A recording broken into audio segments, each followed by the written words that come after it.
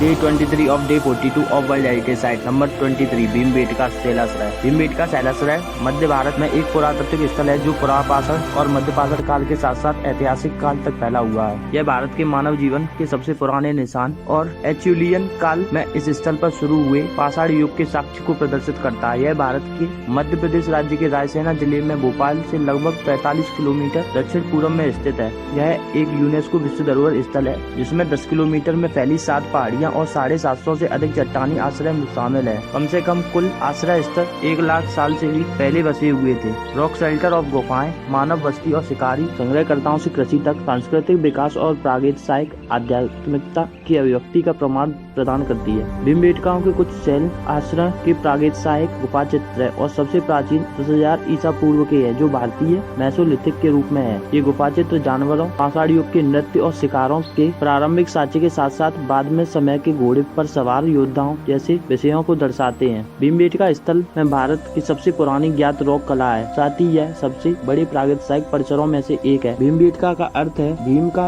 विश्राम स्थल या भीम का विश्राम स्थल। यह मिश्रित शब्द है जो भीम महाभारत के 5 पांडवों में से दूसरा भाई और बैठका आसना आसन या विश्राम कक्ष से बना है। स्थानीय मान्यता के अनुसार भीम अपने निर्वासन के दौरान स्थानीय लोगों के साथ बातचीत करने के लिए यहाँ विश्राम करते थे। ब्रिटिश भारत काल के एक अधिकारी डब्ल्यू किनकेड ने पहली बार 1888 में एक विद्वान पत्र में भीमबेटका का उल्लेख किया था। उन्होंने क्षेत्र में भोजपुर झील के बारे में स्थानीय आदिवासियों से एकत्र की गई जानकारी पर भरोसा किया और भीमबेटका को हिंदू धर्म स्थल के रूप में संदर्भित किया। इस स्थल पर कुछ गुफाओं का दौरा करने और इसके प्रागैतिहासिक महत्व की खोज करने वाले पहले पुरातत्वविद बीएस बाड़कर थे, जिन्होंने इन चट्टानों को देखा और सोचा कि ये उन चट्टानों के समान है जिन्हें उन्होंने स्पेन और फ्रांस में देखा था। उन्होंने पुरातत्वविदों की एक टीम के साथ क्षेत्र का दौरा किया और 1957 में कई प्रागैतिहासिक शैलाश्रयों की जानकारी दी।